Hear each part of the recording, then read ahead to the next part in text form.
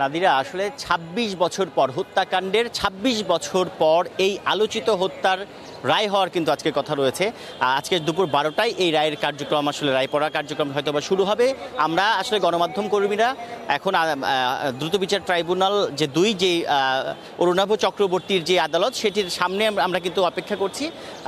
আমরা হয়তো বা দুপুর ১টা নাগাদ এই রায়ের ফলাফল আমরা আপনাকে জানাতে পারবো। তবে আপনাকে জানিয়ে রাখতে চাই, এই যে ৯০ দশকের আলোচিত চিত্রনায়ক সোহেল চৌধুরী, তাকে কিন্তু গুলশানের একটি ক্লাবে আসলে তাকে 1998 সালের ১৭ই ডিসেম্বর প্রকাশ্যে গুলি করে কিন্তু হত্যা করা হয়। এই হত্যাকাণ্ডের এই যে পরেই কিন্তু তার সোহেল চৌধুরীর ভাই তিনি কিন্তু একটি মামলা দায়ের করেন গুলশান থানায়, এবং তারপরে কিন্তু এই মামলাটির কার্যক্রম শুরু হয়।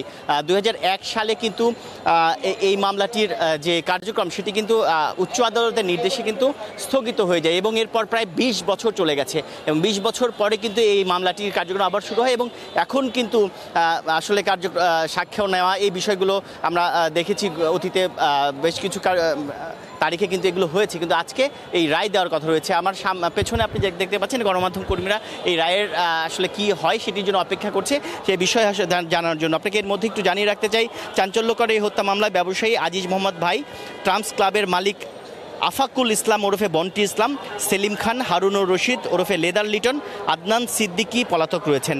অন্য আসামিদের মধ্যে আশিস রায় চৌধুরী ওরফে বোতল চৌধুরী, তারিক সাইদ মামুন, ফারুক আব্বাসী জামিনে, আর কারাগারে আছেন সানজিদুল ইসলাম ইমন। অর্থাৎ আজকে ইমন যে কারাগারে আছেন তাকে কিন্তু এই আদালতে নিয়ে আসা হয়েছে, এবং তাকে কিছুক্ষণ পরে হয়তো বা আদালতে তোলা হবে। সেই বিষয়টি আমরা আপনাদেরকে পরে জানাতে পারবো। তবে এই আলোচিত মামলাটি কিন্তু দীর্ঘদিন ধরে মানুষের আসলে এক ধরনের আলোচনার মধ্যে ছিল, যে এই মামলাটির রায় কেন আসলে কার্যক্রম কেন এত পেছালো বা এতদিন কেন স্থগিত ছিল, এই বিষয়টি অনেক মানুষের মধ্যেই কিন্তু আলোচনায় ছিল। আপনি জানেন যে এই মামলার আসামি পক্ষের যে আইনজীবী তারা কিন্তু অতীতে গণমাধ্যমের সাথে কথা বলেছেন, তারা কিন্তু যেমন দাবি করছেন যে সবাই আসলে বেকসুর খালাস পাবেন এরকম কথা বলেছেন, কিন্তু রাষ্ট্রপক্ষের কৌশলী সাদিয়া আফরিন, যিনি গণমাধ্যম কর্মীদের সাথে অতীতে কথা বলেছেন, তিনি কিন্তু আমাদেরকে জানিয়েছেন যে স্বাক্ষর ও প্রমাণে অভিযোগ প্রমাণিত হয়েছে, এবং দাবি করছেন সব আসামির সর্বোচ্চ শাস্তির হবে, এরকম কিন্তু তিনি দাবি করছেন।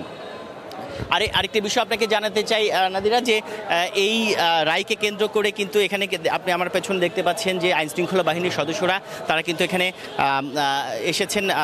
আইনশৃঙ্খলা পরিস্থিতি কিন্তু জোরদার করা হয়েছে, এবং একই সাথে তার পরিবারের আসলে কে এসেছেন সোহেল চৌধুরীর পরিবারের পক্ষ থেকে সেটি বিষয়টি আমরা এখনও নিশ্চিত নই। তবে এর আগে তার ভাই, যিনি মামলাটি করেছিলেন, তিনি কিন্তু এসেছিলেন, গণমাধ্যম কর্মীদের সাথে আসলে কথা বলে নিয়ে এড়িয়ে গেছেন। আজকে কি হয় সেই বিষয়টি আসলে রায়ের পর বা রায় যদি হয় বা সেই বিষয়ে তখন আমরা আপনাকে তখন আরো বিস্তারিত জানাতে পারবো। নাদিরা, এই ছিল আমার কাছে।